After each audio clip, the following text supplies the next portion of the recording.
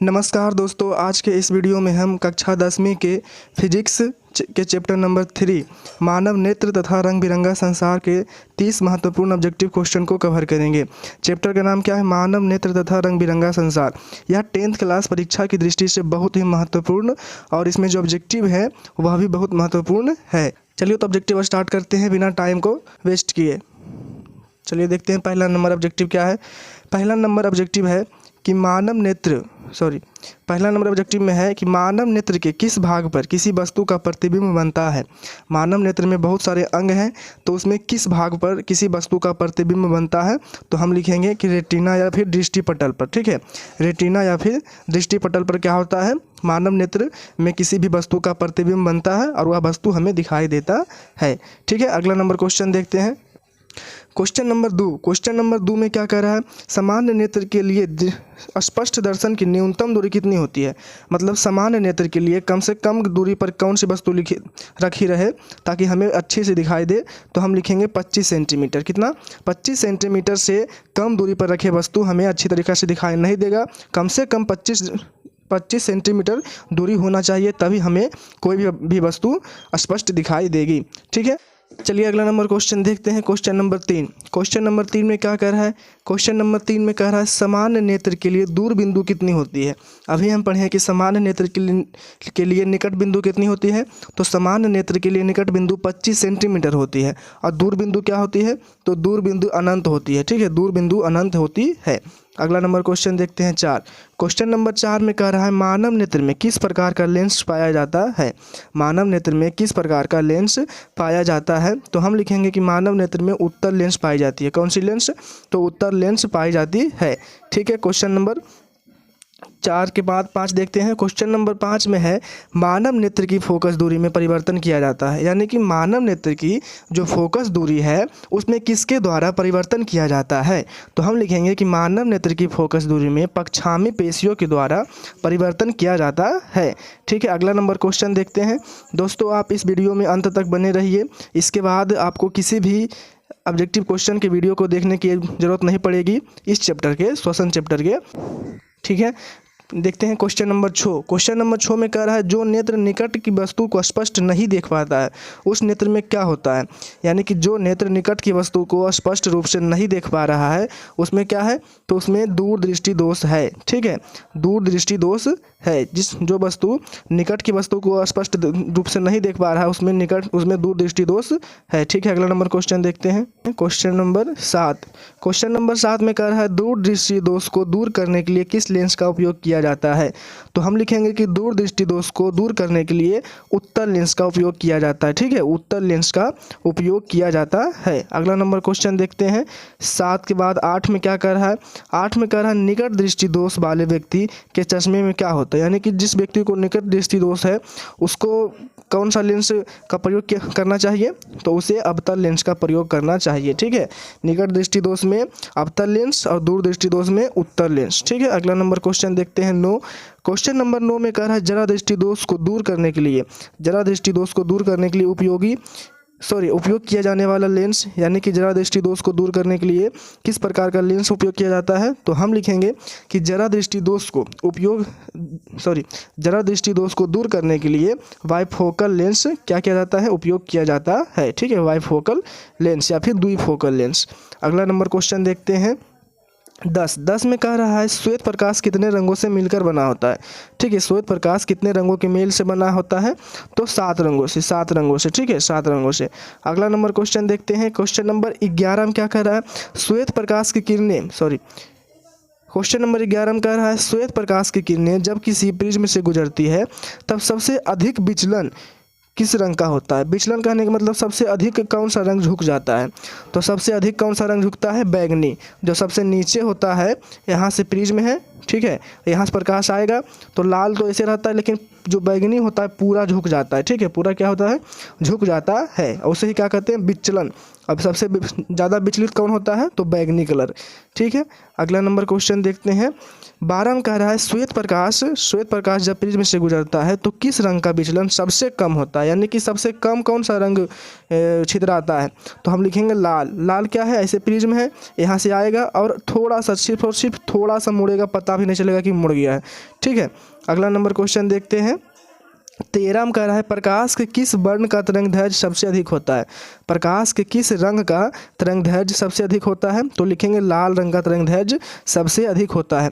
अब यह तरंगदैर्घ्य क्या है, तो तरंगदैर्घ्य वह है जिसकी सहायता से हमें कोई वस्तु ज़्यादा दिखती है या फिर कम दिखती है। अगर किसी रंग का तरंगदैर्घ्य अधिक है तो वह वस्तु हमें ज़्यादा स्पष्ट और अधिक क्लियर दिखेगी, और जिसका तरंगदैर्घ्य कम है वह रंग हमें कम और कम स्पष्ट दिखेगी। ठीक है, अगला नंबर क्वेश्चन 14 में क्या कह रहा है, प्रिज्म से प्रकाश की कौन सी परिघटना घटती है। प्रिज्म से प्रकाश की कौन सी परिघटना घटती है, तो हम लिखेंगे वर्ण विक्षेपण। जब किसी प्रकाश की किरण को प्रिज्म से गुजारा जाता है तो वह 7 रंगों में क्या होता है, टूट जाता है। तो क्या हुआ यहाँ पर, प्रकाश का वर्ण विक्षेपण हो गया। ठीक है, इसलिए प्रिज्म से प्रकाश के साथ वर्ण विक्षेपण की घटना घटती है। अगला नंबर क्वेश्चन 15 में कह रहा है इंद्रधनुष का बनना किस प्राकृतिक परिघटना पर आधारित है। इंद्रधनुष का बनना किस प्राकृतिक परिघटना पर आधारित है, तो हम लिखेंगे कि इंद्रधनुष जब बनता है तो उसका एक अलग सा परिघटना है, उसका क्या नाम है, वायुमंडलीय अपवर्तन के कारण इंद्रधनुष बनता है। अब इंद्रधनुष क्या है, तो जो आसमान में से करके दिखता है इंद्रधनुष 7 रंगों का, वही क्या है, वही है इंद्रधनुष। ठीक है, अगला नंबर क्वेश्चन देखते हैं 16। अगर दोस्तों आपको यह वीडियो अच्छी लग रही हो तो वीडियो को लाइक कर दीजिए और हमारे चैनल से जुड़ने के लिए सब्सक्राइब कर दीजिए।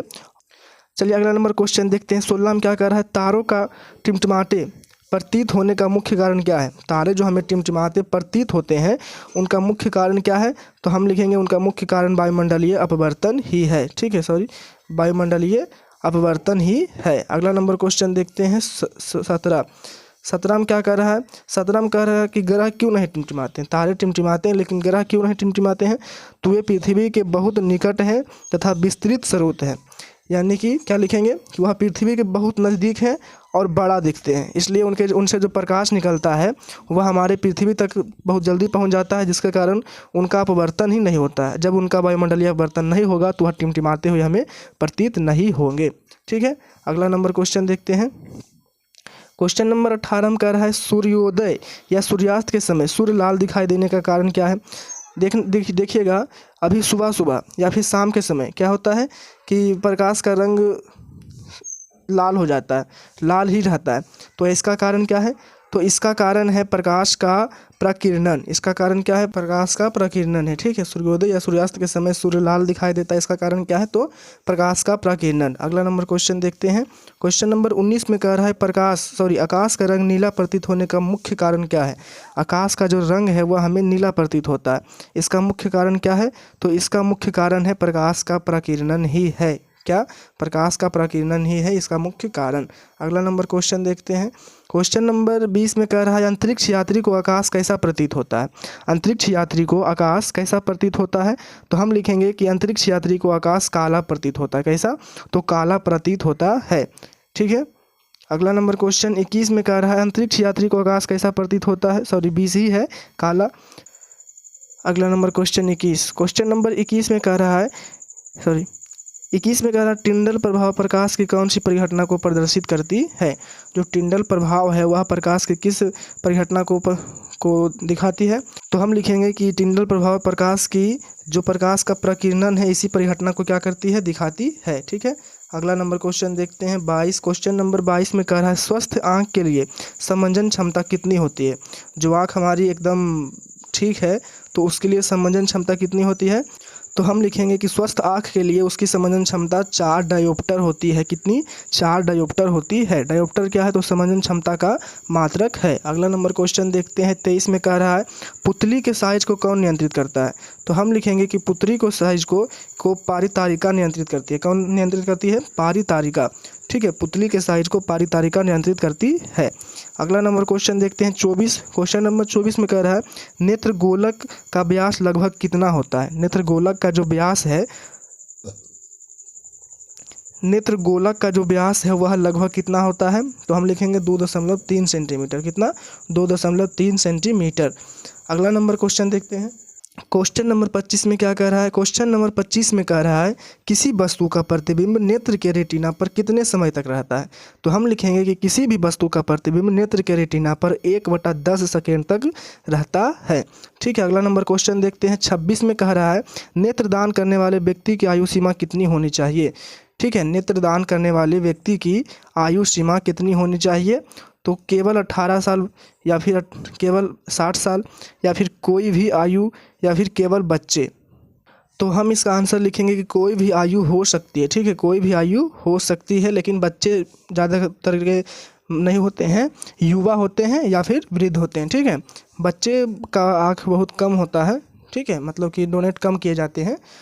अगला नंबर क्वेश्चन देखते हैं 27 में क्या कह रहा है कि जब नेत्र का लेंस धुंधला या अपारदर्शी हो जाता है तो इस स्थिति को क्या कहते हैं? जब नेत्र का लेंस धुंधला या अपारदर्शी हो जाता है तो इसे क्या कहते हैं? इसे मोतियाबिंद कहते हैं। ठीक है, अगला नंबर क्वेश्चन नंबर 28 में क्या कह रहा है? क्वेश्चन नंबर 28 में कह रहा है स्पेक्ट्रम प्राप्त करने के लिए सबसे मुख्य उपकरण किसका उपयोग किया जाता है? सबसे मुख्य उपकरण किसका उपयोग किया जाता है? तो हम लिखेंगे कि स्पेक्ट्रम को प्राप्त करने के लिए प्रिज्म का प्रयोग किया जाता है। ठीक है, अगला नंबर क्वेश्चन देखते हैं 29। क्वेश्चन नंबर 29 में कह रहा है खतरे के सिग्नल का प्रकाश किस रंग का होता है और क्यों? तो लिखेंगे कि खतरे का सिग्नल का प्रकाश का रंग लाल होता है क्योंकि इसका तरंगदैर्घ्य सबसे अधिक होता है। और अभी हम बताए हैं कि जिसका तरंगदैर्घ्य सबसे अधिक होता है वह रंग हमें बहुत ही स्पष्ट और दूर से और अच्छी तरीक़ा से दिख जाती है। ठीक है, अगला नंबर क्वेश्चन देखते हैं 30। क्वेश्चन नंबर 30 में कह रहा है सूर्य का प्रकाश जब वायुमंडल से गुजरता है तो सूक्ष्म कण किस रंग को सबसे अधिक प्रकीर्णित करती है? तो हम लिखेंगे कि सूर्य का प्रकाश जब वायुमंडल से गुजरती है तो जो सूक्ष्म कण है वह नीले रंग को सबसे अधिक प्रकीर्णित करती है। ठीक है, फिजिक्स के चैप्टर नंबर 3 मानव नेत्र तथा रंग बिरंगा संसार, इसमें टोटल 30 ऑब्जेक्टिव थे जिसे हमने क्या कर दिया है? कंप्लीट करा दिया है। बाकी जिनको समझ में आ गया है वह इस पूरे ऑब्जेक्टिव को याद कर लीजिएगा। और उसके बाद अगर यह वीडियो अच्छा लगा हो तो वीडियो को लाइक भी ज़रूर कर दीजिएगा। तब तक के लिए धन्यवाद।